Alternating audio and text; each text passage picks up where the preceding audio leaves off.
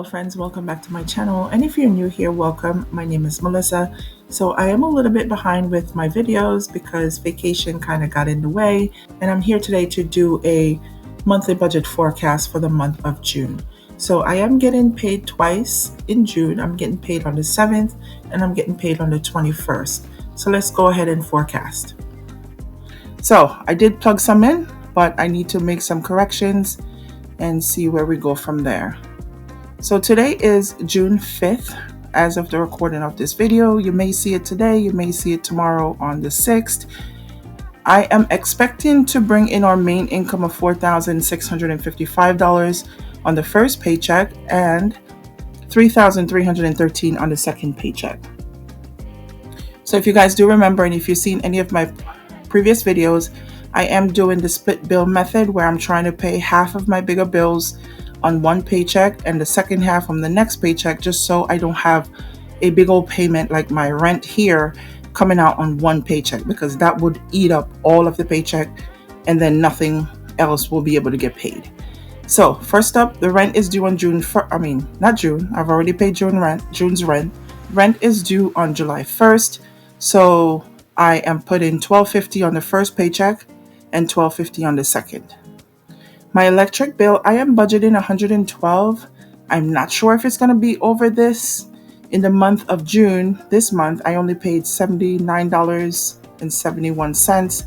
But my in-laws were here with us for a week, just around Memorial Day.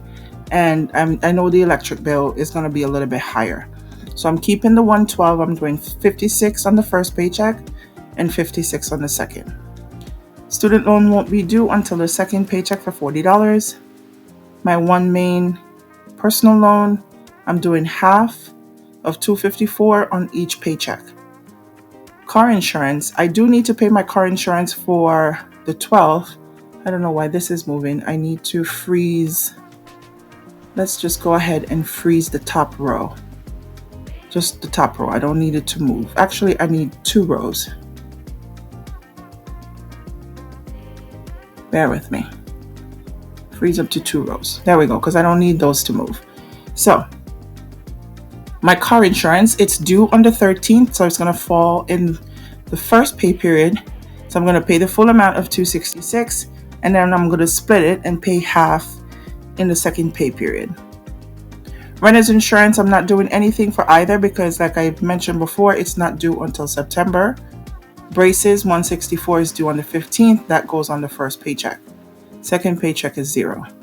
Auto loan, I'm doing half on the first paycheck, but I highly doubt that I'll be able to do half on the second, because as you could see for the numbers that I've plugged in, I only have $21 left on the second paycheck. So we're just going to leave it off, and I'm going to figure it out in the month of July. Cell phone, I'm budgeting for $300 for the month. So $150 on the first paycheck and $150 on the second. The internet, same thing. I'm budgeting $123. I'm going to try to do $62 on the first and $62 on the second. Next up is Lending Club. I do have automatic half payments set up for this one. So $530 is going to come out on the 7th and $530 is going to come out on the 21st. The babysitter is going to get $220 each week, so the pay periods run for 2 weeks, so $440 for both. And it may change the end of the month because the kids will be leaving on the 21st, so I may be able to I can take one out of this one. I can take one out because they won't be here. All right, next up is child support, $263 for both pay periods. After school, $40. I am going to budget $40 for this one, but I'm going to take $20 out of the last one because school will be out. Subscriptions, I'm doing $45 for both pay period. I'm not sure. I'm just splitting the amount of $90 to see how it goes. I think I'm just around $90 for the month in subscriptions. It may be less. All right, actually it may be more, but what's going to be more about it is that I'm going to do the debt planner app or the debt payoff planner app for a year. That's $24, and I'm gonna sign up for YNAB for a year, which is $100, and I've been saving for those. So there is some monies that is coming out of sinking funds to help me cover. So far that's $3,990 of fixed bills or monthly bills in the first pay period and $3,023 in the second. I did skip the flexible spending or my variable expenses, and I went down into the debts, which is the credit cards, $165. So Marcus is already paid so far for the month of June. It's due on the 3rd. So I need to put $29, which was my minimum payment for June's payment. So I'm putting $29 for July's payment also. Discover $165. I'm doing it in the first pay period, nothing in the second. Mattress Firm $67, due in the first pay period, nothing in the second. Famous Footwear is at $0. Venus is at $0. Carter's, I'm going to put $25 here in the second pay period because Carter's is due on the 21st. I will need to pay some money if I haven't paid it off by the time we roll around to the due date, because there is a balance on that card. Chase is the same thing, due on the 26th, but I did see that it's about $65 for my minimum payment, so let's put that in. Capital One number 1, I am going to leave out the minimum payment because I use this card to pay bills and it usually satisfies the minimum payment. Capital One number 2, same thing, and Apple Card, same thing. I actually already satisfied my minimum payment for the Apple Card. So $232 in the first pay period and $119 in the second for credit cards. So I still have $433 in the first pay period to mess around with, and I have $171 in the second pay period. All right, so copays, I doubt I have any doctor's appointment coming up in the first pay period. I've gone to the doctors and fulfilled all my appointments so far in the month of June. Eating out, I'm going to put $10 here for the first pay period, and I'm going to put $10 here for the second.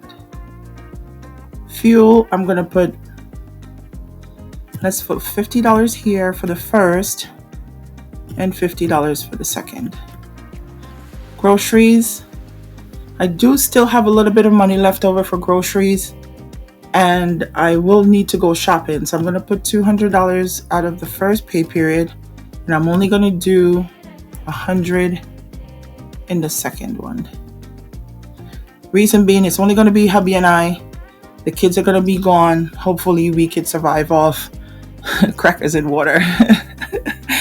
We won't be eating as much because the kids will be out of town. So we should be able to get away on $100. Heat and oil, I will need to pay the credit card bill because I did get heating oil in the month of May. I'm not going to expect to get any heating oil in the month of June. We have turned off the heat in the house. It's warm outside, and I'm hoping that I don't have to get heating oil again until maybe September. I'm hoping. Household goods, I'm going to put $50 here for the first pay period, and I'm going to put only $25 for the second. Oops, and that put me over.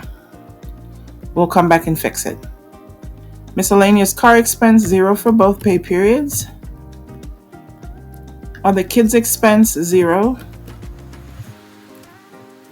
Personal spending, I'm only going to put $25 in the first pay period and nothing in the second.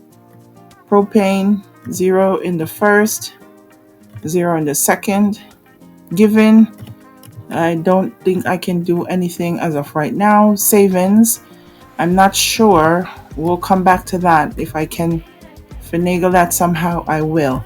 And an unexpected spending, oh Lord, I hope I don't have to deal with any of that for the month of June. I did enough in the month of May. So I have $14 in overage in the month of, not the month, but in the last pay period. But I still have $98 in the first pay period. What can I move around? I could take the $50 from here and put $100 in the first pay period. If I don't need it, I will hold on to it So I still have 36 here, and I have 48 on this side. You know what? Let's throw that into savings because I don't think I have anything else to do. So let's put the $48 into savings there and the $36 into savings here. That's going to bring me down to a zero-based budget.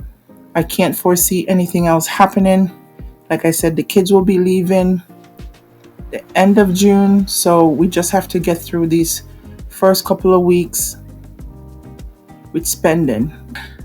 So you guys, please continue to follow along with my journey. If you haven't yet, don't forget to like, comment, and subscribe. The channel is growing pretty nicely. I did have a goal of hitting 500 by my birthday, which was at the end of May. We didn't hit that goal, but I'm still growing. You guys, share it with a friend, share it with a family member. We don't all have it together, but we do try. And I am trying. I'm trying to make it work. I'm working with what I have until I can do better. So you guys, thank you so much for watching, and I'll talk to you next time. Bye now.